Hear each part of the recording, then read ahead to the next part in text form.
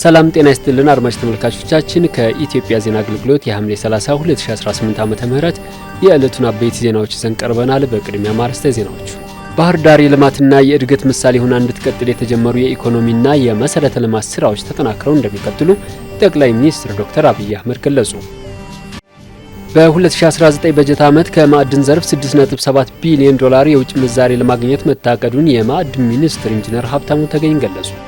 መንግስት በተደራጀ መልኩ በሙስናና በተለያዩ ህገወጥ ድርጊቶች የተሰማሩ ግለሰቦችን በቁጥጥር ስር በማዋል ጥብቅ እርምጃ እየወሰደ መሆኑን የመንግስት ኮሚኒኬሽን አገልግሎት አስታወቀ።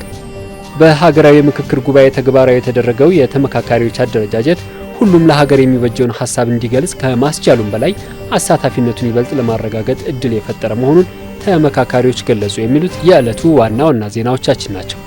ዜናዎቹን በዝርዝር እንመለከታለን። ከዜናዎቹ ጋር አህመድ መሐመድ አብራችሁ ቆዩ። ባህር ዳር የልማትና የእድገት ምሳሌ ሆና እንድትቀጥል የተጀመሩ የኢኮኖሚ የመሰረተ ልማት ስራዎች ተጠናክረው እንደሚቀጥሉ ጠቅላይ ሚኒስትር ዶክተር አብይ አህመድ ገለጹ።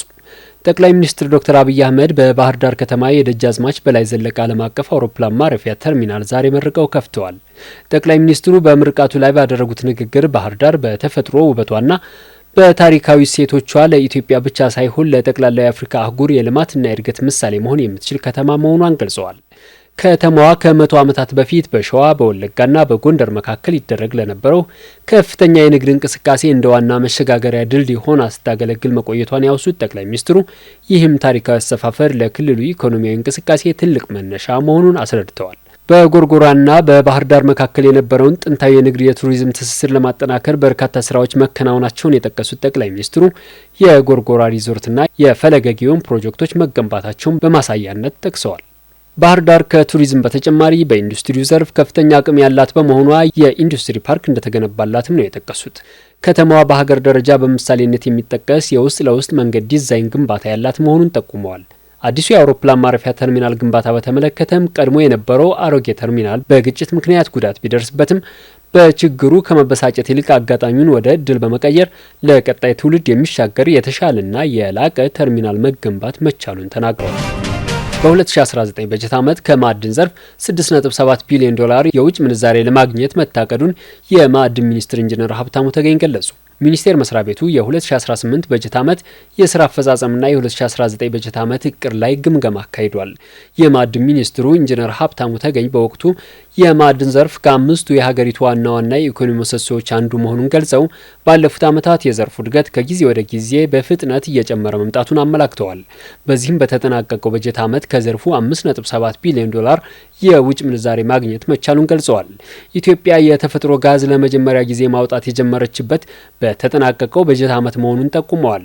የተፈጥሮ ጋዙ በአሁኑ ወቅት ለትላልቅ የሴራሚክ ፋብሪካዎች በግብአትነት እየዋለ እንደሚገኝና ወደፊትም ለትራንስፖርት፣ ለማዳበሪያ ምርትና ለኃይል ማመንጫነት እንደሚውሉ አስረድተዋል። በበጀት ዓመቱ የማዳበሪያና የብረት ማቅለጫ ፋብሪካዎች ስራ መጀመራቸውን ተናግረው እንደ ፖታሽ ያሉ ስትራቴጂካዊ ማዕድናትን ወደ ምርት ለማስገባት ዝግጅቶች እየተደረጉ መሆኑን አመላክተዋል። በክልሎች በአነስተኛ ደረጃ ላሉ የማዕድን ስራዎች ፈቃድ እንዲሰጡ ስልጣን መውረዱ ለዘርፉ እድገት ትልቅ አስተዋጽኦ ማድረጉን ገልጸዋል። ዘርፉ በበጀት ዓመቱ ከ200 ሺህ በላይ ለሚሆኑ ዜጎች የስራ ዕድል መፍጠር መቻሉንም እንዲሁ በ2019 በጀት ዓመት ከማዕድን ዘርፍ 6.7 ቢሊዮን ዶላር የውጭ ምንዛሬ ለማግኘት ታቅዶ በትኩረት እየተሰራ መሆኑንም አመላክተዋል። መንግስት በተደራጀ መልኩ በሙስናና በተለያዩ ህገወጥ ድርጊቶች የተሰማሩ ግለሰቦችን በቁጥጥር ስር በማዋል ጥብቅ እርምጃ እየወሰደ መሆኑን የመንግስት ኮሚኒኬሽን አገልግሎት ሚኒስትር እናታለም መለሰ ገለጹ። ሚኒስትሯ በወቅታዊ ጉዳዮች ላይ በሰጡት መግለጫ ኢትዮጵያን የአፍሪካ የብልጽግና ተምሳሌት ለማድረግ የተቀመጠውን ራዕይ ለማሳካት መንግስት በተለያዩ ዘርፎች ሰፊ ስራዎችን እያከናወነ እንደሚገኝ ገልጸዋል። በተለይም ሀገር በቀል የኢኮኖሚ ሪፎርም በመተግበር በበርካታ ዘርፎች አመርቂ ውጤቶች እየተመዘገቡ መሆናቸውን ገልጸዋል። ይሁን እንጂ የሪፎርሙን ግብ ለማሰናከል በህገ ወጥ የኢኮኖሚ አሻጥር፣ በሙስናና በተደራጁ ወንጀሎች የተሰማሩ አካላት ላይ ጥብቅ ህጋዊ እርምጃ እየተወሰደ መሆኑን አስታውቀዋል። በንግድ ዘርፉ የኮንትሮባንድ ንግድ በመፈጸም መሰረታዊ ፍጆታ እቃዎችን በማከማቸትና አላግባብ የዋጋ ጭማሪ በመፍጠር የዋጋ ንረትን ያባባሱ አካላት ላይ ህጋዊ እርምጃ መወሰዱን ገልጸዋል። በዚህም ከ7000 በላይ የንግድ ተቋማት ግለሰቦችና የህገ ወጥ ድርጊቶች ተባባሪዎች በህግ ፊት ተጠያቂ መደረጋቸውን ገልጸዋል። በጥቁር ገበያ በመሳተፍ መንግስት ሊያገኘው የነበረውን ገቢ በማሳጣትና በፋይናንስ ስርዓቱ ላይ ህገወጥ ተግባር በፈጸሙ 169 ግለሰቦች ላይም የህግ እርምጃ መወሰዱን አመልክተዋል።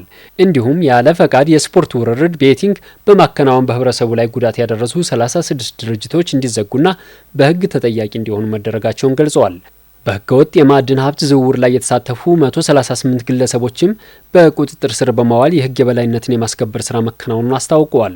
ሚኒስትሯ በተጨማሪም መንግስት በከፍተኛ ድጎማ የሚያቀርበውን የነዳጅ ምርት ለህገወጥ ጥቅም በማዋል የተሰማሩ አካላት ላይ እንዲሁም በአፈር ማዳበሪያ ግዥ ሂደት ውስጥ በተፈጸሙ ህገወጥ ድርጊቶች የተሳተፉ ግለሰቦችና ተቋማት ላይ ህጋዊ እርምጃ መወሰዱን ገልጸዋል።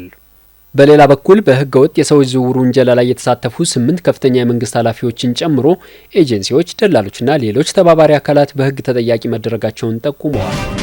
በሀገራዊ የምክክር ጉባኤ ተግባራዊ የተደረገው የተመካካሪዎች አደረጃጀት ሁሉም ለሀገር የሚበጀውን ሀሳብ እንዲገልጽ ከማስቻሉም በላይ አሳታፊነቱን ይበልጥ ለማረጋገጥ እድል የፈጠረ መሆኑን ተመካካሪዎች ገለጹ።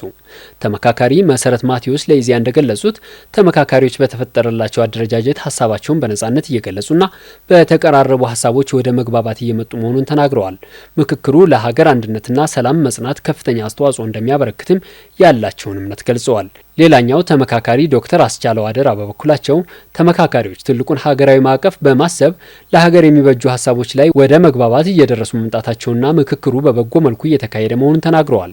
ምክክሩ የሚደረግበት የቡድን አደረጃጀትም ተመካካሪዎች ሀሳባቸውን በነጻነት እንዲያነሱና አሳታፊነቱንም ለማጠናከር ጥሩ እድል ፈጥሯል ነው ያሉት። ተመካካሪዎች ለሀገር ይበጃል የሚሉትን ሀሳብ በነጻነትና አሳታፊ በሆነ መልኩ ማቅረብ በሚችሉባቸው ቡድኖች መደራጀታቸው የሁሉም ተመካካሪዎች ሀሳብ ማስተናገድ የሚያስችል እድል መፍጠሩን የገለጹት ደግሞ ሌላኛው ተመካካሪ ዶክተር ኃይለ ኢየሱስ ታዬ ናቸው። የምክክር ሂደቱ 10፣ 50፣ 250 ከዛም 500 ሰዎችን በያዙ ቡድኖች ተደራጅቶ መከናወኑ አሳታፊነትን መተግበርና ተመካካሪዎች ሀሳባቸውን በነጻነት እንዲያነሱ እንዳስቻላቸውም ገልጸዋል። በመሆኑም ከምክክሩ የሚገኙ ምክረ ሀሳቦች ለበርካታ ዓመታት የልዩነት ምንጭ ሆነው የቆዩ ጉዳዮችን ለመፍታት ያስችላሉ ብለው እንደሚያምኑም ተናግረዋል። የተከበራችሁ አድማጭ ተመልካቾቻችን የዕለቱ ዜናዎች እነዚህን መስሉ ነበር። ከዜናዎቹ ጋር አህመድ መሐመድ አብሬያችሁ ቆየሁ። መልካም ጊዜ